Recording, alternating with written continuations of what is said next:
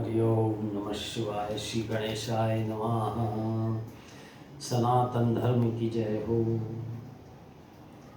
नमस्कार भाइयों बहनों, मैं पंडित डॉक्टर दिलीप कुमार शर्मा, वास्तु शास्त्राचार्य एवं ज्योतिषाचार्य, सप्तऋषि वास्तु ज्योतिष अनुसंधान केंद्र का संचालक पंडित डॉक्टर दिलीप कुमार शर्मा आपको नमन करता हूँ।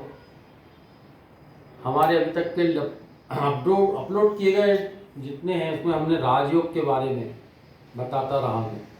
राजयोग तो इतने हैं कि अभी वर्णन करें तो कई महीनों लग जाए। जो मुख्य थे वो काफ़ी मैंने कवर करे हैं। अब अपन एक बात सोचते हैं, अब एक नया टॉपिक लाते हैं, कर्ज का।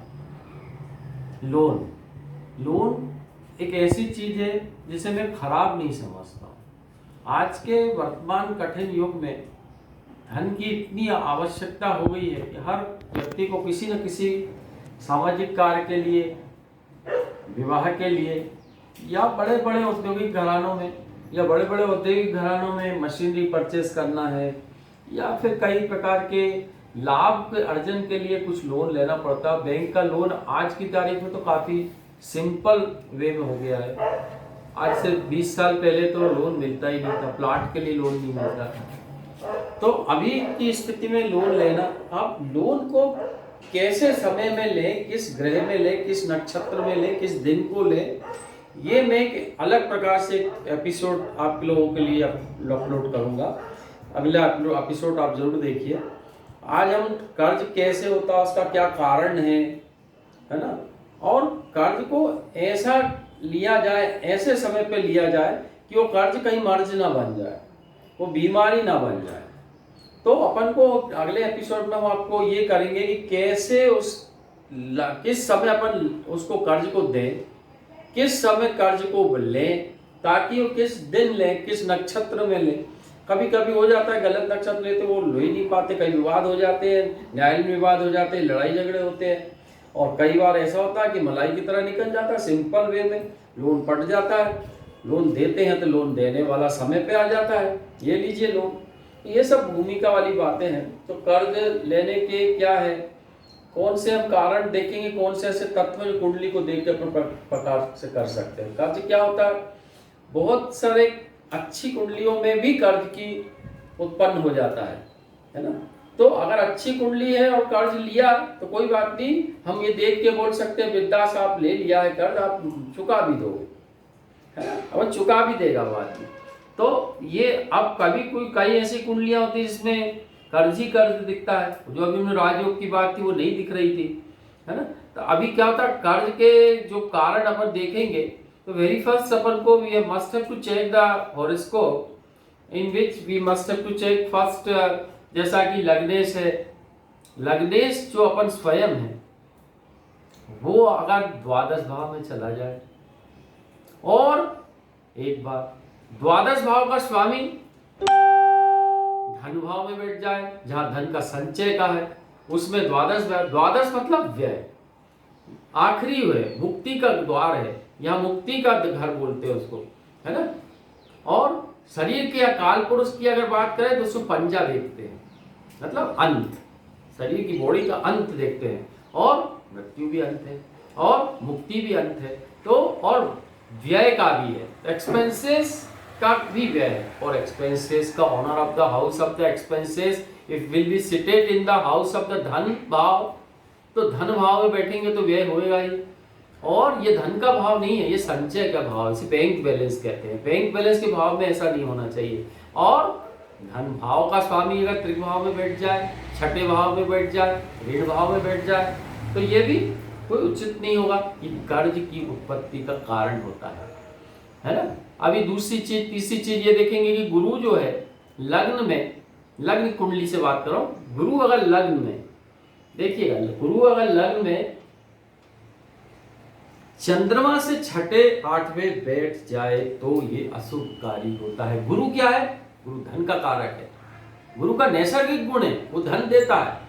और वही अगर छठे और आठवें भाव, मृत्यु भाव, ऋण भाव में बैठ जाएगा, ये तो डबल क्रॉस हो गया, है ना। तो छठे आठवें भाव में बैठ जाएगा तो वो गलत हो जाएगा। और गुरुज बैठ जाए है ना। अब इनका संबंध अगर हो जाए, अच्छा बुध कभी देखेंगे और याद करेंगे, आप याद करेंगे बुध अगर है, बुध अगर स्वग्रही ना हो और सेकंड हाउस में बैठ जाए, सेकंड हाउस मतलब धन भाव, स्वग्रही ना हो तो बोल रहा हूं मैं, स्वग्रही है तो बिगाड़ेगा नहीं उस घर का भाव। तो यदि गुरु स्वग्रही ना हो तो मैं बोल रहा हूं, और उसको चंद्रमा देखे, उसको चंद्रमा सप्तम दृष्टि से देख लेगा तो भी धन भाव को बिगाड़ देगा, है ना। अच्छा गुरु खुद भी छठे आठवें भाव में नहीं होना चाहिए, लग्न से चंद्रमा से नहीं होना चाहिए, तथा बुध हिमसेल्फ जो है वो छठे आठवें भाव में नहीं होना चाहिए, है ना।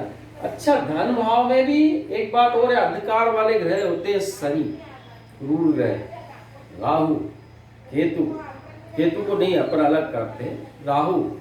तो केतु का क्या है कि शुभ घर के साथ बैठ जाएगा तो और झंडा गाड़ देता है, उसको और उच्च का बना देगा और उच्च शुभता देगा।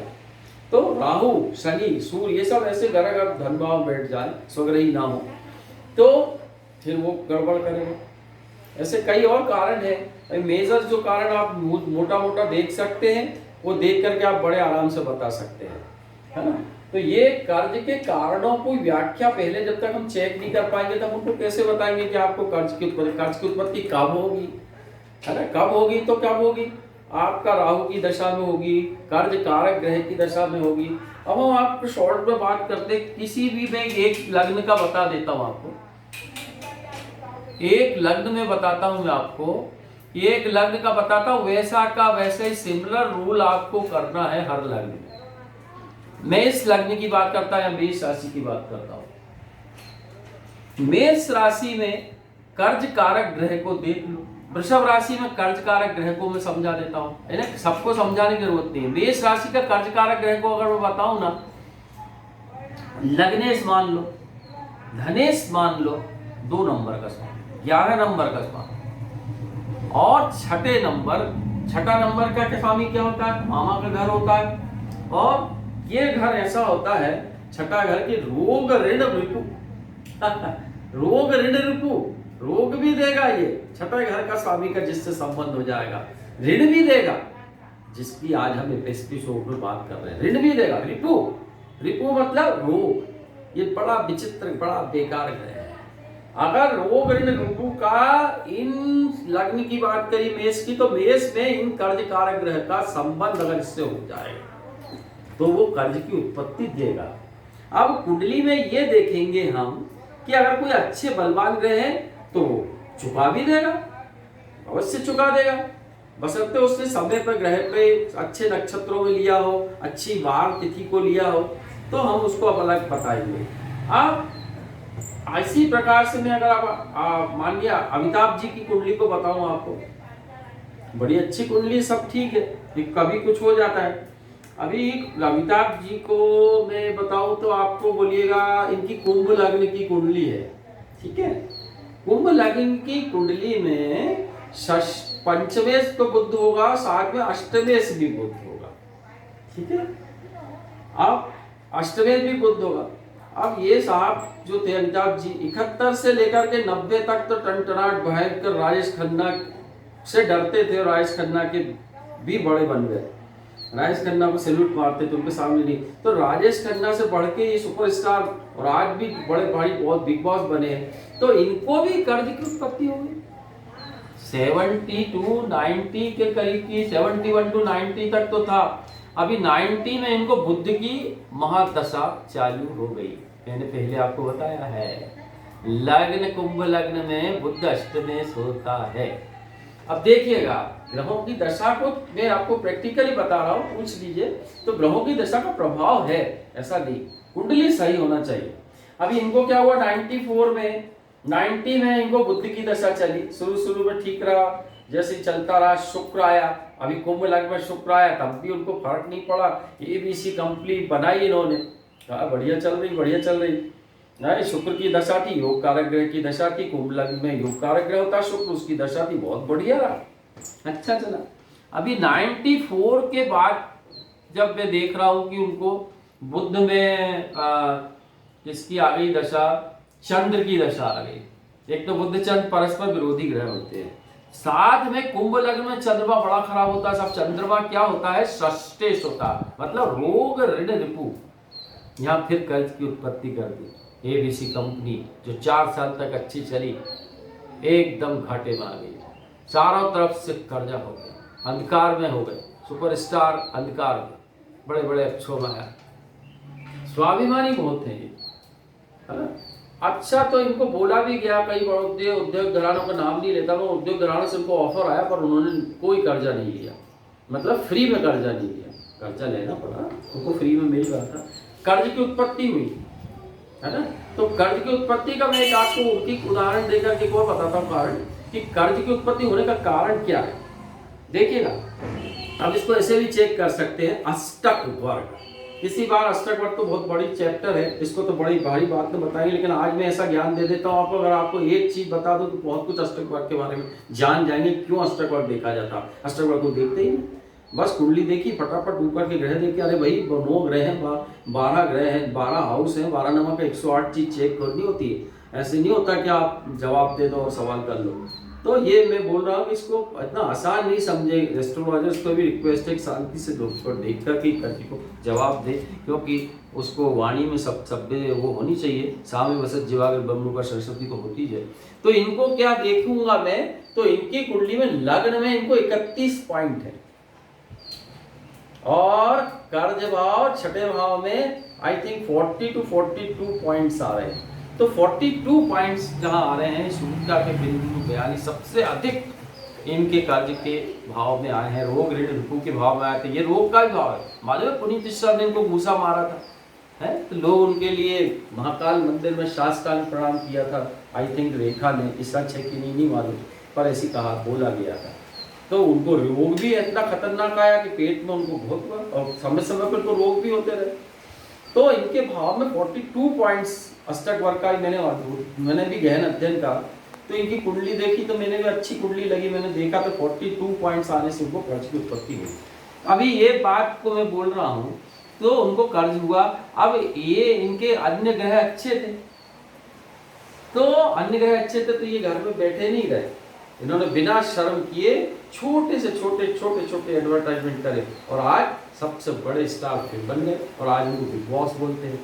आदमी को कभी भी विपरीत परिस्थिति में निराश नहीं होना चाहिए, हमें सीखना अमिताभ जी से।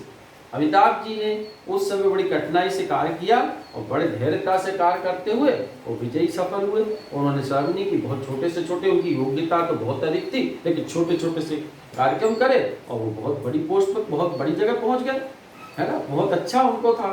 तो ये कई कारण होते हैं जिसकी वजह से अपन इसको बोल सकते हैं कि कर्ज उत्पन्न करते हैं। ये कर्ज उत्पन्न हुए हैं, और भी कर्ज उत्पन्न के कई कारण इसी प्रकार से आप देख सकते हैं कि ऐसे क्यों होते हैं। इस प्रकार से हम ये देख करके बता सकते हैं किसी को भी कि कर्ज भाव कैसे देखा जाए। अगले एपिसोड में मैं कवर करूंगा कि हम कर्ज कब ले कब दे, कौन सा दिन दे, कौन से नक्षत्र दे। इसको आपको बताने के बाद आपको बहुत कुछ ये हेल्पफुल रहेगा लाइफ में, कि थोड़ा सा ठीक है ना यार, कल लेना है तो भैया एक दिन रुक जाओगे तो मैंने बोला तो कोई बड़ा भारी आपको वो हो जाएगा क्या, मान लोगे? तो कोई ऐसी चीज अगर रह रही है, होता है ना, ऐसा हुआ है, मंगलवार को लिया, ये बुधवार को गड़बड़ी हो गया, दे ही नहीं पाए, कोई बीमारी आ गई, उसमें पैसा लग गया, घर बिक गया, बेचना पड़ा। तो थोड़ा सा अगर सोच करके ज्योतिष के अध्याय का, जो कि सब मान्य है, अमेरिका फॉरेन ने इस चीज को मान्य करा, उसका थोड़ा सा अगर अप्लाई कर ले तो फायदा ही है ना। अगले एपिसोड में मैं आपको कवर करूंगा, और आपको मैं धन्यवाद देता हूँ व्यूअर्स को, और पुनः आपको नमन करता हूँ। आप मेरे चैनल को सब्सक्राइब करें जिन्होंने नहीं किया है, ताकि आपको मेरे अच्छे वीडियो आते रहें। और आपको मैं बोलता हूँ कि आप एपिसोड को सुने, लाइक करें, कमेंट्स करें, और कोई प्रकार से आजकल सब लोग कोविड के कारण सब फ़ोन पर ही मेरे पास आ रहे हैं, संबंध बहुत सारी हॉटस्पॉट आ रही हैं, तो आप भी अपने फ़ोन पर ही, सभी लोग चाहते हैं फ़ोन पर ही हो जाए, घर में बड़े कंफर्टेबल अपन सुन सकते हैं, पूरा टाइम मिलता है आपको फ़ोन पर। आप 9893228910 पर संपर्क कर सकते हैं। फ़ोन पर अपॉइंटमेंट लेना होता है, क्योंकि किसी और का अपॉइंटमेंट होता है तो हम उसका भी टाइम देते हैं, उस समय फिर आपसे बात भी कर सकते हैं। पूरे हफ्ते का अपॉइंटमेंट फिक्स हो जाता है। नमस्कार।